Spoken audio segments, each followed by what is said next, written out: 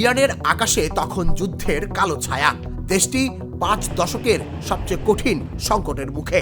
ঠিক সেই মুহূর্তেই হঠাৎ ভেঙে পড়ে ক্ষমতার কেন্দ্র। নিহত হন ইরানের দীর্ঘদিনের সর্বোচ্চ নেতা আলী খামেনি। আর সেই শূন্যতার ভেতর থেকেই উঠে আসেন এক রহস্যময় নাম, তারই ছেলে মোস্তফা খামেনি। 56 বছর বয়সী মোস্তফা হঠাৎ করেই ইরানের তৃতীয় সুপ্রিম লিডার হিসেবে দায়িত্ব নেন।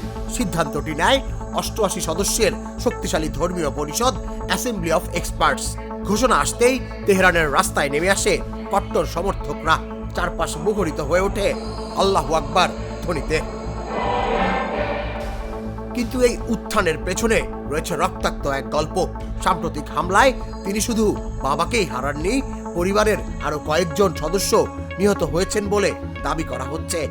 নিজেও আহত হয়েছেন কিনা তা নিয়েও ছড়িয়েছে গুঞ্জন। এদিকে ইরানের সবচেয়ে শক্তিশালী সামরিক বাহিনী ইসলামিক রেভলিউশনারি গার্ড কর্পস ইতোমধ্যেই নতুন নেতার প্রতি আনুগত্য ঘোষণা করেছে।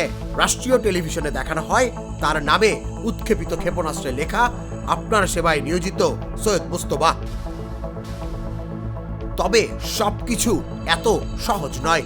রাজপথে আবারও শোনা গেছে বিরোধীদের স্লোগান, মুস্তফার মৃত্যু চাই। বাইরে যুদ্ধ, ভেতরে ক্ষোভ। এই দ্বিমুখী সংকটের মাঝে নতুন নেতা কোথায় আছেন, কেমন আছেন তা নিয়েও তৈরি হয়েছে গভীর রহস্য। অনেকেই বলছেন ইরানের ভবিষ্যৎ এখন দাঁড়িয়ে আছে এক অনিশ্চিত মোড়ে। তুষার ইসলাম, জাগো নিউজ।